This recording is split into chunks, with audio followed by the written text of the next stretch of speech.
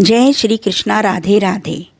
सभी भक्तों को भाद्रपद मास के शुक्ल पक्ष की काशी की बहुत बहुत शुभकामनाएं। इस एकादशी को परिवर्तनी काशी के नाम से जाना जाता है। भगवान विष्णु को काशी की तिथि बहुत ही प्रिय है और इस साल 2025 में परिवर्तनी काशी 3 सितंबर को होगी और यह काशी बहुत ही शुभ है क्योंकि इसके अंदर आयुष्मान संयोग, सौभाग्य और रवि योग शामिल हैं। इस एकादशी की शुरुआत 3 सितंबर की सुबह 3:53 पर शुरू होगी और तिथि का समापन होगा 4 सितंबर को सुबह 4:21 पर। परिवर्तनी काशी का पारण होगा 4 सितंबर को दोपहर 1:36 से लेकर शाम 4:07 तक रहेगा। परिवर्तनी एकादशी हर साल गणेश चतुर्थी के आसपास आती है, इसलिए इस एकादशी पर भगवान गणेश और भगवान विष्णु दोनों की पूजा करनी चाहिए। इस दिन भगवान विष्णु का 52 अवतार पूजा किया जाता है। 52 अवतार भगवान विष्णु का एक खास रूप है जिसकी पूजा से परिवार में शांति, समृद्धि और संतान सुख प्राप्त होता है। इस दिन आप सुबह जल्दी ब्रह्म मुहूर्त में उठें, स्नान आदि से निर्वृत्त हो जाएं, घर के मंदिर में दीप प्रज्वलित करें, भगवान विष्णु का गंगा जल से अभिषेक करें, भगवान विष्णु को पुष्प और तुलसी दल अर्पित करें। अगर संभव हो तो इस दिन व्रत भी रखें, भगवान की आरती करें, भगवान को भोग लगाएं। इस बात का विशेष ध्यान रखें कि भगवान को सिर्फ सात्विक चीज़ों का भोग लगाया जाता है। भगवान विष्णु के भोग में तुलसी को जरूर शामिल करें। ऐसा माना जाता है कि बिना तुलसी के भगवान विष्णु भोग ग्रहण नहीं करते। इस पावन दिन भगवान विष्णु के साथ ही माता लक्ष्मी जी की भी पूजा करें। इस दिन भगवान को अधिक से अधिक आप उनका मंत्रों का जाप करें, उनकी पूजा आराधना करें। इस एकादशी को पद्मा एकादशी, जयंती एकादशी भी कहा जाता है और उससे पूजा करने के बाद आप एकादशी की कथा अवश्य करें, जो इस प्रकार है। आप अपने सामने जल का कलश रखें, उसके अंदर आप थोड़े से फूल और तो अब आज चावल तो नहीं डाल सकते हम, तो हम उसके अंदर तिल डालेंगे और हाथ में हम थोड़े से पुष्प लेके वो कथा कहेंगे। तो कथा इस प्रकार है। युधिष्ठिर कहने लगे कि हे भगवान, भाद्रपद शुक्ल एकादशी का क्या नाम है, इसकी विधि तथा इसका महात्म कृपा करके कहिए। तब भगवान श्री कृष्ण कहने लगे कि इस पुण्य स्वर्ग और मोक्ष को देने वाली तथा सब पापों का नाश करने वाली उत्तम वामन एकादशी का महात्म मैं तुमसे कहता हूँ, तुम ध्यान पूर्वक सुनो।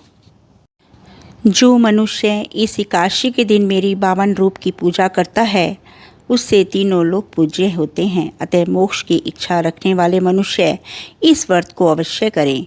जो कमल नयन भगवान का कमल से पूजन करते हैं वे अवश्य भगवान के समीप जाते हैं। जिसने भाद्रपद शुक्ल एकादशी को व्रत और पूजन किया तथा हरिवासर अर्थात एकादशी का व्रत अवश्य करना चाहिए, क्योंकि उसको तीनों लोकों का पूजन करने जैसा फल प्राप्त होता है। इस दिन भगवान करवट लेते हैं, इसलिए इसको परिवर्तनी एकादशी भी कहते हैं। भगवान के वचन सुनकर युधिष्ठिर बोले कि हे भगवान, मुझे अति संदेह हो रहा है कि आप किस प्रकार सोते और करवट लेते हैं तथा किस तरह राजा बलि को बांधा और वामन रूप रखकर क्या क्या लीलाएं की, चातुर्मास के व्रत की क्या विधि है तथा आपके शयन करने पर मनुष्य का क्या कर्तव्य है, सो आप मुझसे विस्तार से बताइए।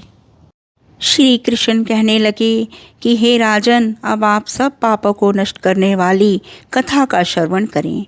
त्रेता युग में बलि नामक एक दैत्य था। वह मेरा परम भक्त था, विविध प्रकार के वेद सूक्तों से मेरी पूजा किया करता था और नित्य ही ब्राह्मणों का पूजन तथा यज्ञ के आयोजन करता था। लेकिन इंद्र से द्वेष के कारण उसने इंद्रलोक तथा सभी देवताओं को जीत लिया। इस कारण सभी देवता एकत्र होकर सोच विचार कर भगवान के पास गए। बृहस्पति सहित इंद्रादिक देवता प्रभु के निकट जाकर और नतमस्तक होकर वेद मंत्रों द्वारा भगवान का पूजन और स्तुति करने लगे। अतः मैंने 52 रूप धारण करके 5वां अवतार लिया और फिर अत्यंत तेजस्वी रूप से राजा बलि को जीत लिया। इतनी बातें सुनकर राजा युधिष्ठिर बोले कि हे जनार्दन, आपने 52 रूप धारण करके उस महाबली दैत्य को किस प्रकार जीता। श्री कृष्ण कहने लगे, मैंने 52 रूपधारी ब्रह्मचारी जो बलि का रूप धारण किया तो उसे 3 पग भूमि की याचना करते हुए कहा कि ये मुझको 3 लोक के समान है और ये राजन, यह तुमको अवश्य ही देनी होगी। राजा बलि ने इसे तुच्छ याचना समझकर 3 पग भूमि का संकल्प मुझे दे दिया और मैंने अपने पितृ विक्रम रूप को बढ़ाकर यहाँ तक कि भूलोक में पद, भूलोक में जंघा, स्वर्गलोक में कमर, महालोक में पेट, जनलोक में हृदय और यमलोक में कंठ की स्थापना कर सत्यलोक में मुख, उसके ऊपर मस्तक स्थापित किया। सूर्य, चंद्रमा आदि सब ग्रहगण, योग नक्षत्र, इंद्रादिक देवता और शेष आदि सब नागगणों ने विशेष प्रकार से वेद सूक्तों से प्रार्थना की। तब मैंने राजा बलि का हाथ पकड़कर कहा कि हे राजन, एक पद से पृथ्वी, दूसरे से स्वर्गलोक पूर्ण हो गए, अब तीसरा पग कहाँ रखूं? तब बलि ने अपना सिर झुका लिया और मैंने अपना पैर उसके मस्तक पर रख दिया, जिससे मेरा वह भक्त पाताल को चला गया। फिर उसकी विनती और निर्ममता को देखकर मैंने कहा कि हे बलि, मैं तुम्हें सदैव अपने निकट ही रखूँगा। विरोचन पुत्र बलि से कहने पर भाद्रपद शुक्ल एकादशी के दिन बलि के आश्रम पर मेरी मूर्ति स्थापित हुई। इसी प्रकार दूसरी क्षीरसागर में शेषनाग के पृष्ठ पर हुई थी।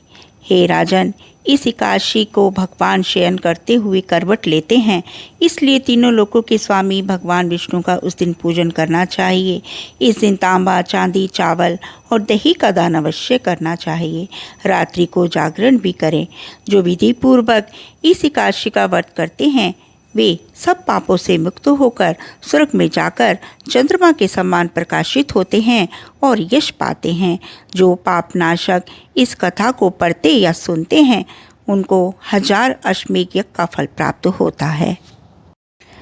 अगर कोई भी मनुष्य इस दिन व्रत रखता है, पूजा करता है तो उसके सारे पाप मिट जाते हैं। साथ ही इस व्रत से उनकी आर्थिक स्थिति भी मजबूत होती है और जीवन में सुख समृद्धि बनी रहती है। जय श्री कृष्णा, राधे राधे। अगर भक्तों को मेरी ये वीडियो पसंद आई हो तो प्लीज़ आप मेरे चैनल को सब्सक्राइब करें, लाइक करें, शेयर करें। जय श्री कृष्णा।